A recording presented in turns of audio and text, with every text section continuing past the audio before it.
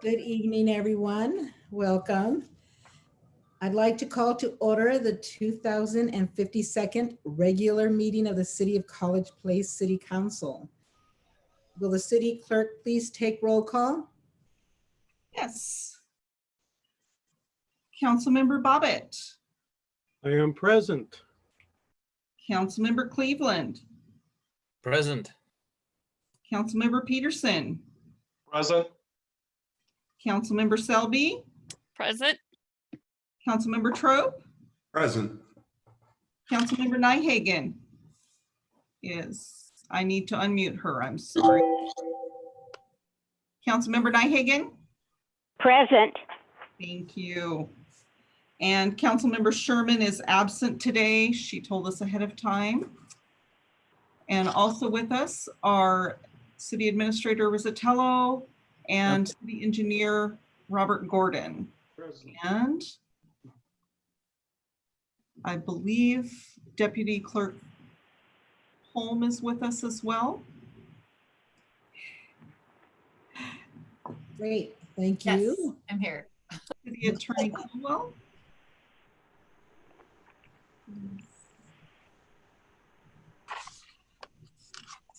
Is Ms. Colwell with us? I'm sorry.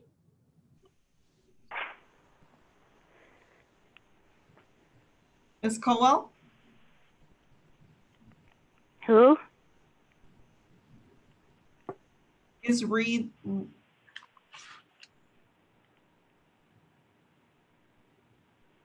Maybe she's not, doesn't have a connection. Is Mr. Carlton with us as well? oh, Can you guys see me? we see a picture. It is, That's my husband. Sorry about that. okay. I'm gonna log out and I'll try to log back in. Okay. All right. Now, I was just wanting to verify that that was not someone else. He's a little closer than that. Want to get that haircut. All Okay. right. All right, so we do have a quorum, is that correct? Yes, we do. Thank you. All right. Will you all please join me for the Pledge of Allegiance? I pledge. Just Are you there? hang on just one second. I'm so sorry. Okay.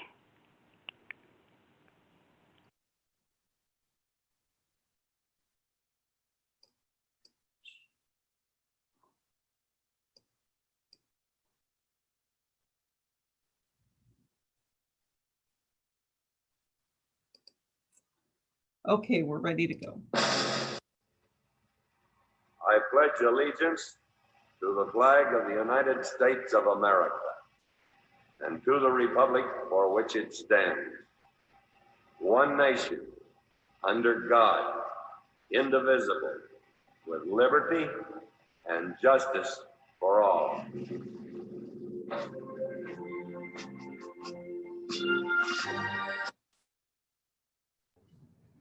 All right, thank you. And I believe Councilwoman Nyhagen would like to share a few words to get us started. Yes. Dear Heavenly Father, we're thankful that we can come and do the business of the city. We ask your direction that we would make the right decisions and bless the mayor as she handles this. We ask, Lord, also for those, a blessing for those that are suffering from this virus, Lord. Put your loving arms around them and take care of them. We ask in Jesus' name, amen. Thank you. Okay, now it's time for public comment. Did anyone submit a comment or arrange to speak? No one made arrangements. Mayor, I would like to make a public comment. Mr. Bobbitt? Yes, do I have to state my name and address? Name and address for the record, please. I am Jerry Bobbitt. My address is 830 Southeast Birch Avenue, Apartment A. And the comment I want to share with the council tonight is the fact I was driving down College Avenue last week and realizing that we have pictures of our seniors, our graduates here in College Place on the banners. I was really pleased to see that. We have, I think, WAVA graduates and the high school graduates.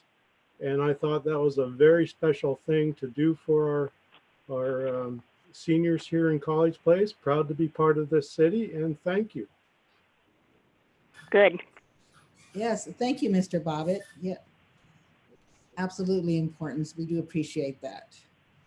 Any other comments? All right. So then we're going to move on to the next item on the agenda, which is the consent agenda, consisting of approving the agenda for May 26, 2020, approve the council minutes for May 12, 2020, purchase of a water tender, confirmation of Civil Service Commissioner position number 1, check register and financials for March 2020, check register and financials for April 2020. And for the record, we would like to excuse Councilmember Sherman for her absence. Is there a motion? Councilmember Trope, so move. We have a motion. Is there a second? Councilmember Second. Jerry, No. Okay, any discussion? Hearing none, all in favor say aye. Aye. Aye. All opposed, same sign. All right. The ayes have it. The motion is passed. Thank you all. Next, we have a presentation. Ms. Neisel will speak regarding the farmers and artisan market.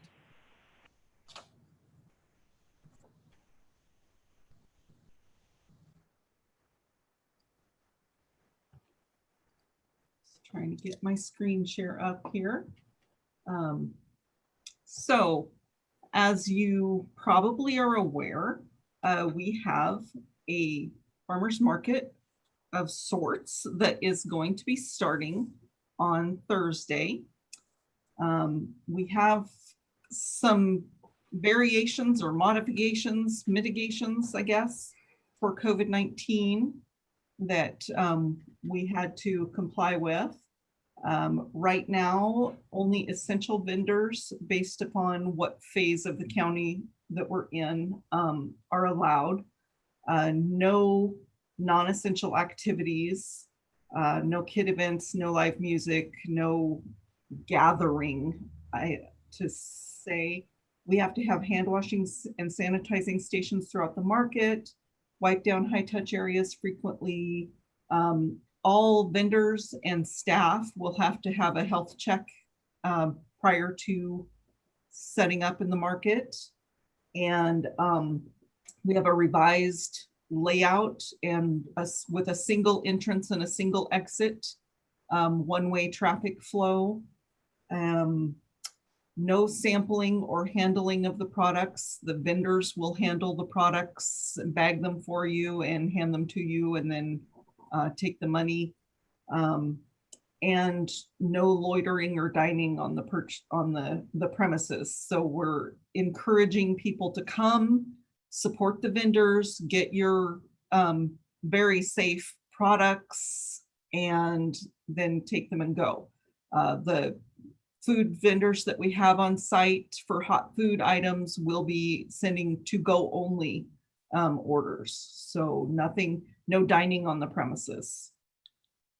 This is a mock-up of our layout that we're going to be doing. The entrance will be south of the Lions Club building, and everybody will go one direction through towards the dugout and baseball area, and then exit out onto 8th Street. So Carolyn has done a lot of work this year, and it's really unfortunate that we're having to do a reduced market because we're going to bring in more people. We're eligible for SNAP benefits.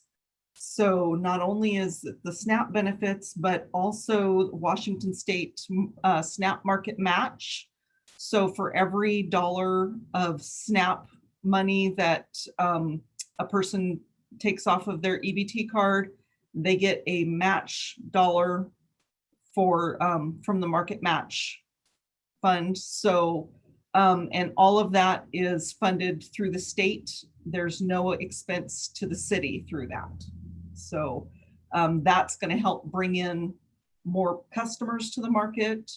It should help our vendors and everything. So it's kind of disappointing that it's in a modified reduced market, but fortunately the vendors that are eligible to take SNAP are all also essential vendors. So we also are continuing with, we are a participant in the WIC and Senior Farm Market Nutrition Program. So those dollars are allowed to be spent at our market as well. Right now, we've got, I think, 12 confirmed vendors. These are our farm and produce vendors. We've got produce and melons and eggs and cheese and gourmet mushrooms. So we're excited to have all of these and hope to encourage more throughout the season as they have stock available to come and vend at our market. We've got some bakery and prepared foods. Our Outpost Bakery has said they are going to come down. They're the ones that are up on the mountain, and they're going to come down again this year.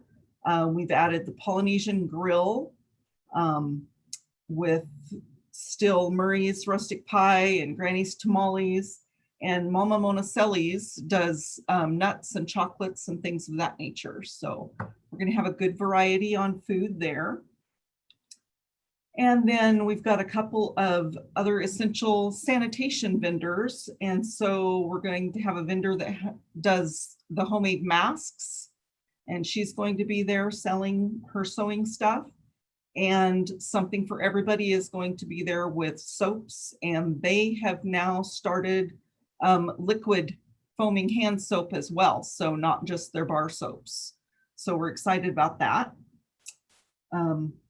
We're going to be encouraging everybody to just come, go through the market, get everything, and then take it back. So like last year when we were encouraging y'all to come and hang out and talk with the community and things like that, at this point, we're not going to be doing that because we are not supposed to encourage people to hang around. So we don't want you to come for that, but we do want you to come and support those vendors. So come and do your shopping. Just don't come and hang out. All right. And if any of you have lots of time on your hands, you can contact Carolyn about potentially matching up your available time with market needs and doing some volunteer work. We've got a variety of different things, as you can see, that we need help with. We do have to walk through the market and kind of monitor that people are social distancing, and try to keep traffic flowing in one direction.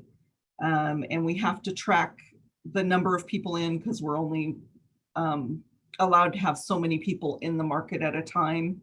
And so that's why we've got the one entrance and the one exit, and we'll have staff on both ends kind of tracking the count so that we make sure we're not over our number.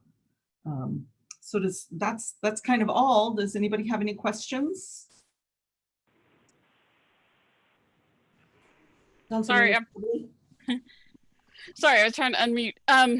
So I have a couple comments and a question. I think I missed the exact hours. What were the hours? 7. 4 to 7. Okay. And my comments are, at least with the SNAP, it might be good to have like a slower start. So we'll just hope that by the end of the summer, we're in phase 3. Yeah. And then a comment that I've been thinking a lot about if this would work for us, but people have been talking online about changing their movies nights to drive-in movies. Where everybody comes in their car and basically stays in their car, but you have the screen up and, you know, so I don't know how possible that is, but I just thought I'd throw it out there. We'll take a look at that. We'd have to find an appropriate location, but it's worth checking out. Yeah, I think the old Rogers Field might be a good place across from the University Church, because people park there all the time anyway. Yeah. Or even the high school. Yeah, or the high school. Yeah. That's a Okay. good idea. We will see what we can do. Thanks. Lisa, what do you estimate the staff time it's going to take to set up and take down each time? You know, it's really hard to say. We've got, it's gonna be extensive. Public Works staff assisting us, because we not only have to set up, we've got hand washing stations that we have to set up. We have sneeze guards for our tables that we have to set up. We will be essentially roping off and barricading all of the sides of the market so that we guide people to the specific entrance. So it's gonna be extensive this year, and really until we go and do that first setup on Thursday, it's gonna be hard to know exactly. Okay. Are there any other questions regarding the upcoming farmers market? All right then. Thank you very much, Ms. Neisel. Okay. We have a couple of items for public hearing tonight. First, Mr. Rizzatello will present the Community Development Block Grant 2020 application, Economic Walla Walla Valley Micro Enterprise Assistance Program.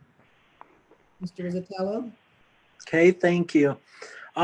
This item I mentioned a couple months ago, but then the money got pulled away from the Economic Opportunity Grant to the Emergency CARES money. Then the federal government issued the state a bunch more community development block grant money. Thus, that's why you see it in front of you, because they now have money again.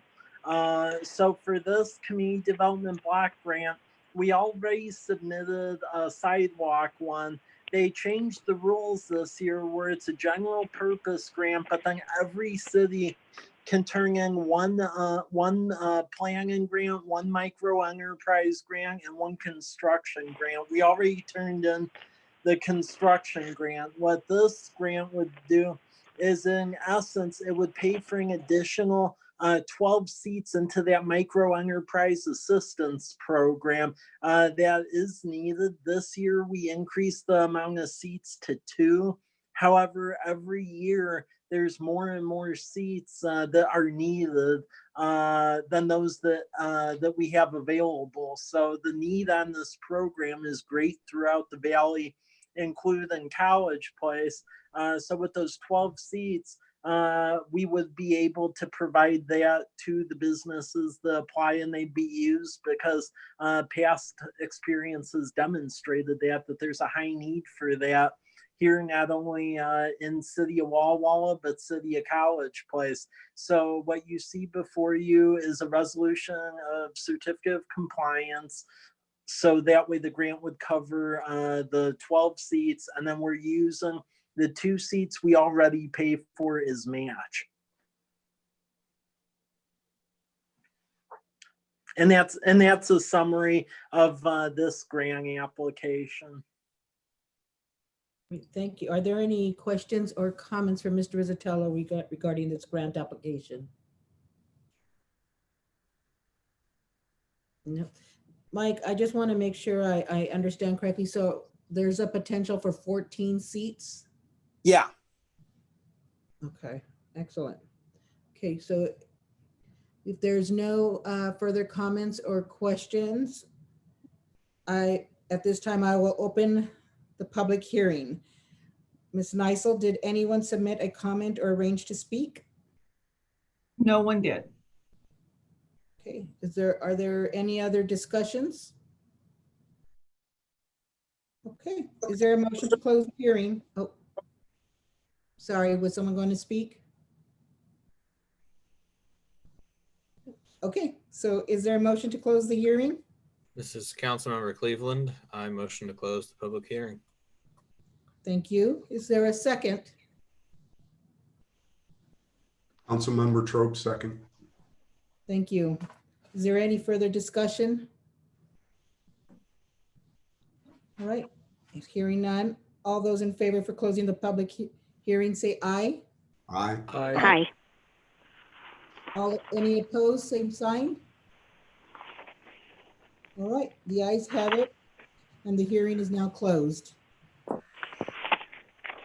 Next, Mr. Rizzatello will present the Community Development Block Grant 2020 application, planning and drywall feasibility study. Thank you, Mayor. So this agenda item is for the same grant program except under the planning designation. And the project here would be to investigate the feasibility of dry wells for our stormwater mitigation within the census block groups surrounding College Avenue, since that is what's qualifying. So those census block groups go from Birch Street to the west all the way over to Bay, Davis, and Academy Way to the west, and then north is Rose Street, and south is Sunny Drive. The genesis for this concept is there were some test pits dug along Southeast 10th Street as far as where groundwater is at near Garrison Creek, and it was discovered that the groundwater was not as high as what was originally thought. So Robert mentioned that it would be good to do a study to determine if with some of the stormwater issues, as opposed to having to build a giant detention basin out at the treatment plant or elsewhere, could we mitigate the stormwater through a series of dry wells throughout the center core of the community? So if funded, that is what this project would do. Great. Are there any questions or comment regarding this grant? Councilmember Selby. Do you want our questions now or when we're at the action item? No, you can ask questions now. Okay. I think it's good to have an infiltration option. I would, if possible, hate to restrict it to dry wells only. So I think I would be more comfortable if it was written something along the lines of small scale infiltration, such as dry wells throughout the community rather than one large one. Oh, okay. I could write it as such. Yeah, because there are other options, and in some places they may work better than dry wells, and I don't want us to go, oh, well, we said dry wells only. So. All right, good point. Yep. Are there any other questions or comments? All right, seeing none, at this time I will open the public hearing. Ms. Nysel, did anyone submit a comment or arrange to speak regarding this topic? No. Okay, thank you. Are there any other discussions? No. All right. See none. Is there a motion to close the hearing?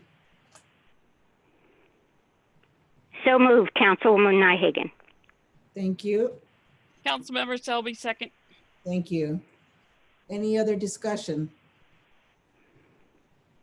All right. All those in favor of closing the public hearing, say aye. Aye. Aye. Aye.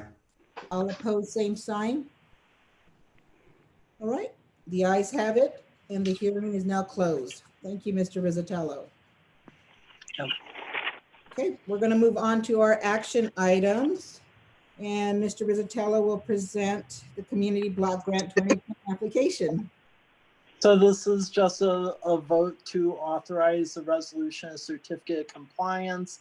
That's a requirement of the State Community Development Block Grant Program. And again, just to reiterate, if funded, this would help fund 12 seats into the Wawa Valley Micro Enterprise Assistance Program, of which we currently fund 2 seats. So if we do get this money, it would be 14 total. That's very exciting. Yep. Any other questions or comments about what a great opportunity this is? All right, we got a thumbs up. That speaks volumes. Okay, so is there a motion? Councilmember Selby, I move the passage of the motion, which I can't actually read right now. It's okay. Is that resolution number 20-021? Yes, it is. Thank you. Right, do we have a second? This is Councilmember Cleveland. I will second the motion to adopt resolution number 20-21, authorizing a grant submission into the State Community Development Block Grant Microeconomic category for the Walla Valley Micro Enterprise Assistance Program. Good. Councilmember. Thank you. You young whippersnappers that can read that small text. All right. Any other discussions? All right. All in favor, say aye. Aye. Aye. All opposed, same sign. All right, hearing none, the ayes have it and the motion is carried and passed. Thank you. All right, Mr. Rizzatello, now regarding the Community Block Grant 2020 application. So this grant application would be to cover the planning preliminary engineering assessment for essentially looking at all alternative options to just a large detention basin. What I would urge, so I could go in and change the title of the grant application, is Councilmember Selby, if you could potentially, what you were saying about the small scale infiltration, if that could maybe be formed, so I could add that into the grant application I submit tonight, if approved. Sure, I can email it to you. Okay.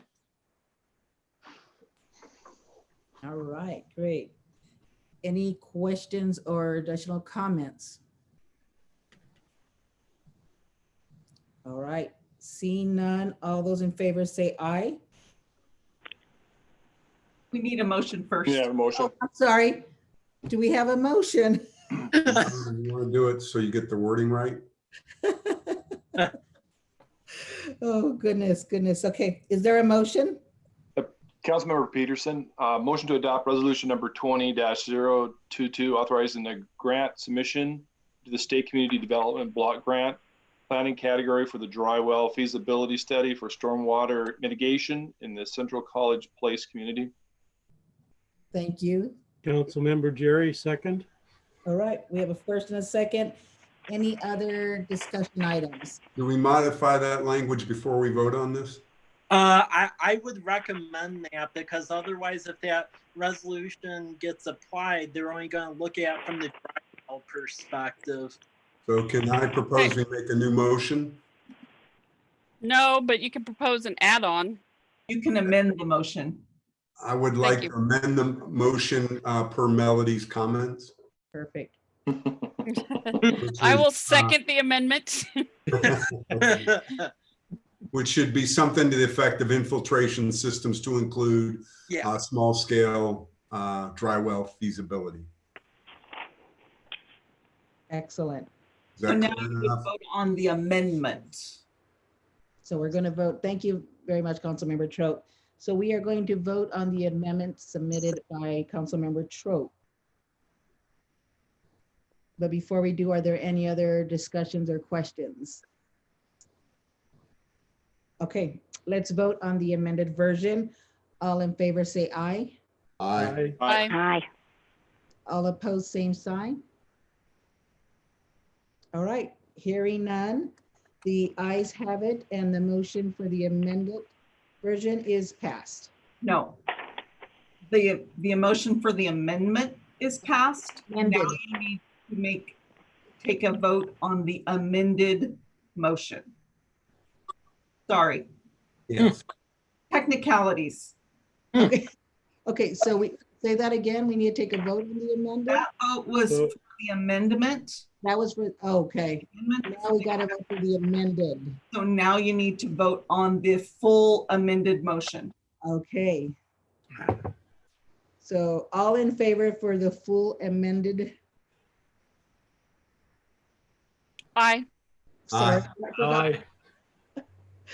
All opposed? All right, the ayes have it and the motion is passed. Thank you. I lost my train of thought. I apologize. We complicated that one. I got, yep, mixed up my verbiage there. Okay, Mr. Rizzatello, you're going to present on the resolution of support of economic development administration economic adjustment grant. Okay, so this grant I'm scrambling to put together very quick. A friend of mine that works at EDA notified me of this. That's the Economic Development Administration. Apparently in the first CARES Act bill, $1.5 billion was thrown into the Economic Development Administration for the Economic Infrastructure Adjustment Assistance Program. And the issue is with that is that not a lot of people or cities know they exist pretty much. And that this grant is to fund infrastructure would have a strong economic nexus. Typically, the match requirement on this would be where they would provide 50%, city would provide 50%. And usually the grant cap is around 3 million. However, with the CARES Act, because of all the money it was thrown into it and the fact they're trying to get the money out the door, the project cap has actually increased from 3 million up at 30 million, believe it or not. And then the match on this for in the CARES guidance that was issued actually went from where if awarded the EDA would cover 50% up to 80% for hardship communities, of which we are one.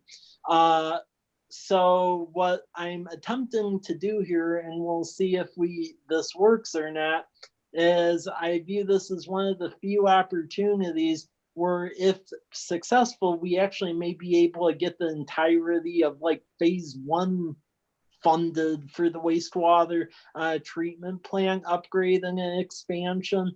I talked to folks over at the EDA, and since it benefits the community as a whole and there is an economic development nexus to it, they do believe this is qualifying.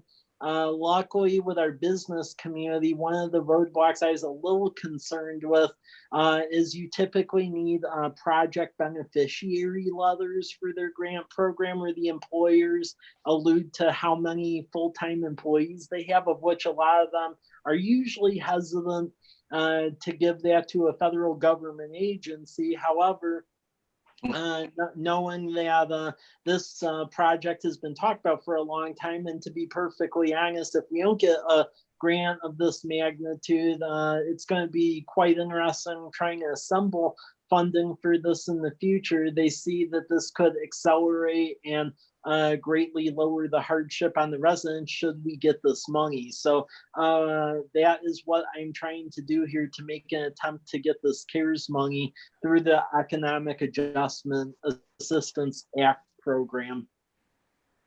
Wow. That would be amazing.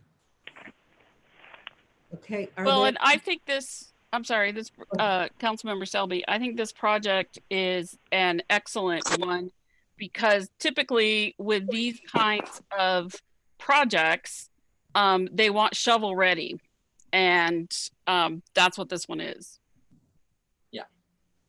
Yep, absolutely. Well done Yeah, but finding this. I just gobsmacked that you found something like this. This is really amazing. Well, this grant is due in about 2 weeks. So right now I have about 75% done. So we'll make a run at this and hopefully we'll get it. The thing that I think benefits us is I know from when I applied to this program, I work for Beaver, then is most people don't know they exist. Yeah. So.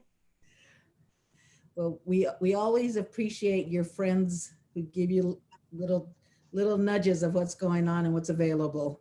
Yep. Any other questions or comments? I just want to, this is Councilmember Cleveland. I just want to comment on just how resourceful our city administrator is in finding these and how appreciated it is. Thanks. Absolutely an amazing opportunity. I'd like to make a motion. This is Councilmember Trope to approve resolution number 20-023 supporting city's grant application in the Federal Economic Development Administration Economic Adjustment Program pertaining to the College Place wastewater treatment plant renovation upgrade project expeditiously. Excellent. Do we have a second? Second, Mrs. Nyhagen. Okay, thank you. Are there any other discussions? All right, all in favor say aye. Aye. Aye. All opposed, same sign. All right, Mr. Rizzatello, the ayes have it. The motion is passed and carry on. Okay. Okay. Next item on the agenda is administrative reports. So we have one administrative report tonight by Mr. Gordon, who will present the Majania Road reconstruction project. Thank you, Mayor. We just submitted an application this afternoon just before 4 o'clock when the grant application was due to the Walla Walla Valley Metropolitan Planning Organization, known for short as just the MPO or the WWV MPO. The MPO is actually our conduit for federal transportation funding into the valley. And about every 2 years, we find we have about $3 million to distribute between Walla Walla, Waitsburg, Prescott, the county. And so we all competitively submit applications. So this year, what we've done is we have assembled an application to obtain or to request funding for the design and the right-of-way acquisition for Majania Road. It's the extension basically of Lamperti that leads down to Walmart to the west. And the idea is that we have the McKinney Christensen properties that have been annexed into the city. And this is a existing rural minor arterial. And so the idea is we'd like to upgrade this, make it into a full-fledged urban arterial to serve that community, future community to the south, and to set that up for development. Total project, it's probably about $5.7 million. We're requesting about $700,000 between design and right-of-way acquisition. Our share of that would be about $110,000, but that's just has to do with just the transportation elements of the project. We would also be putting water and sewer, fiber conduit in at the same time. So that raises our tab to, I think, a little over $200,000. And we'd be looking at, if we're successful and we can get the grant, designing that through the end of this year, next year with construction in 2022. It's pretty exciting.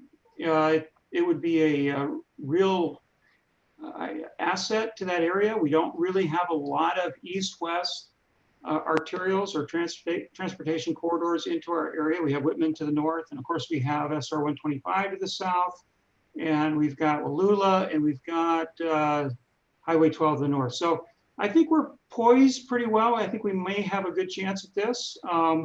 We'll be knowing probably knowing about 3 to 4 weeks as to whether we're successful. If there are any questions, be happy to answer.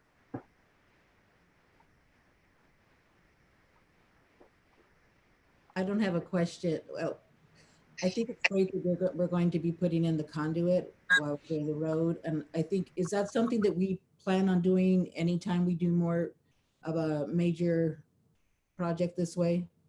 Yes, actually, Mike is instrumental in requesting that any new project that we do, that we plan for the conduit. So, and especially in light of the COVID pandemic, I think it makes more and more sense. We may see more and more people relying on virtual meetings, and likewise throughout the valley, and positions as well. Broadband access is a huge issue in our community. So this would be great to do some prior planning.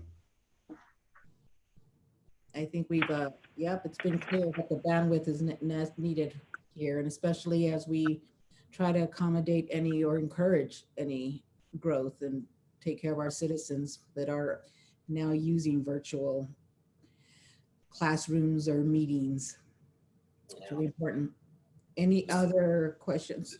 This is Councilmember Cleveland. I was wondering if we had anyone using our current fiber optic conduit.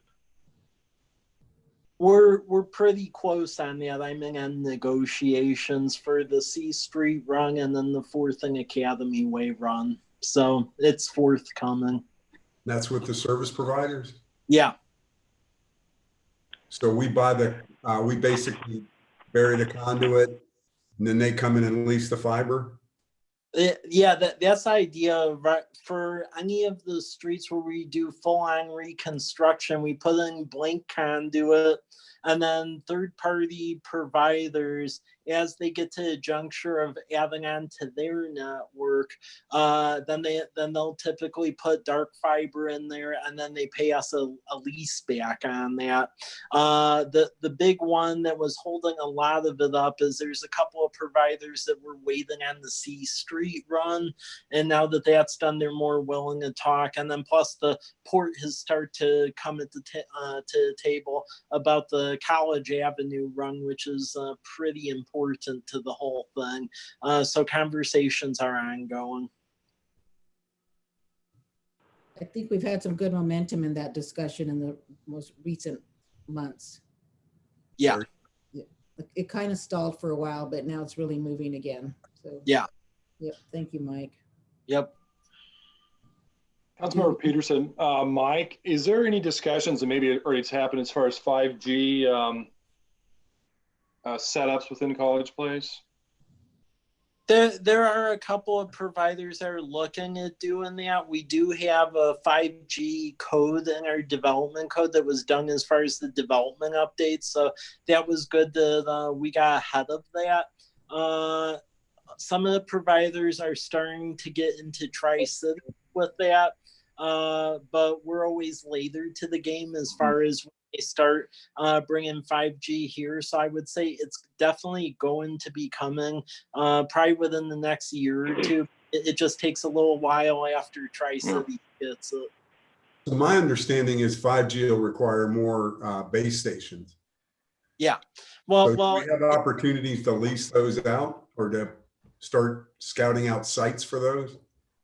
Well, the crazy thing with the whole 5G is that it requires a lot more base stations, and under a normal circumstance, we should be able to charge a bit for anchoring them on the street lamps. However, the FCC has been pretty strong-handed as of late the last couple of years, where they've actually put in some pretty low caps, like on what you can charge. I forget offhand, but like for instance on conduit, you didn't see that sort of behavior.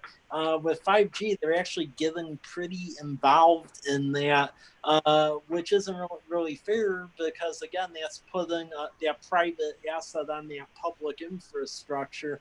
So there should be some sort of a monetary benefit recognized, but it isn't to the extent that it would be for conduit. And that's a moving target, that one, because the FCC before has never gotten that far in the weeds.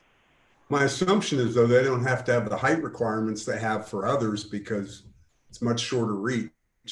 So I think you'd be able to put them on top of buildings at Walla Walla University, the water towers, all of that. You don't need the height of like the older cell towers. really where most of them tend to anchor on, if you look at most cities, is basically on the top of the street lamp poles. The 5G code that we developed as part of the development code, that's why I got into that as far as aesthetics, because there are other communities like Wenatchee in the foothills where they didn't get ahead of it, and it actually looks quite hideous because they put a bunch of antennas everywhere on the same pole, and it just weighed the stuff down. So we approached it where it is regulated, but it's so that way aesthetically it looks good, and there's just a normal process to it. Interesting. Oh, Mr. Gordon, I do have a question. Now, remind me, the residents that live along with Janya, where we're proposing this reconstruction, are they all College Place residents, or are some of them? Well, that's an excellent question. On the north side is County of Walla Walla. To the south of Majanya Road would be the city of College Place. Actually, and I think I mentioned in the agenda, Bill, the road itself is currently in county jurisdiction. If you recall, you folks requested annexation of that road. Was it a meeting ago or 2 meetings ago? That's before the county commissioners. I don't believe it's considered essential business right now, so it's kind of on hold. But we're moving forward with the application. We have a letter of support as well from the county. So no, the folks to the north are not in the city. The folks to the south will be. Okay. And so how will the reconstruction affect the residents that are on the county side?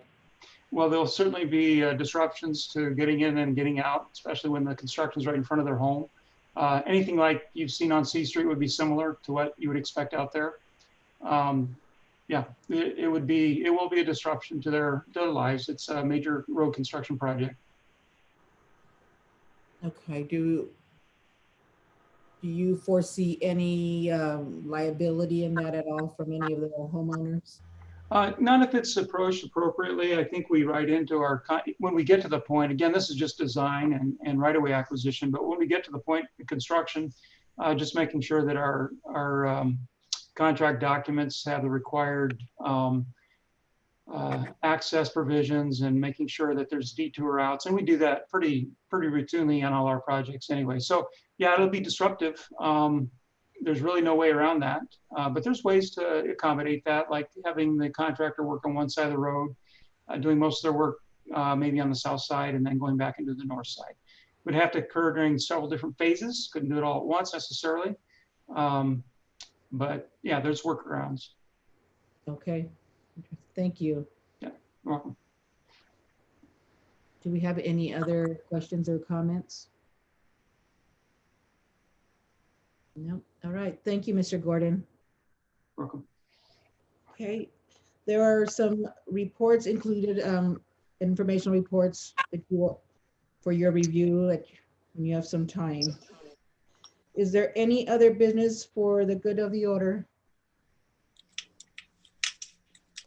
All right. Hearing none, do we have a motion to adjourn the meeting? Councilmember Selby, I move we adjourn. Is there a second? Councilmember Trope, second. Okay, great, thank you. Well, if there are no objections, the meeting is adjourned at 7:49 p.m. Thank you, guys. Thank you, everybody. Thanks. Thank you. See ya. Auf Wiedersehen.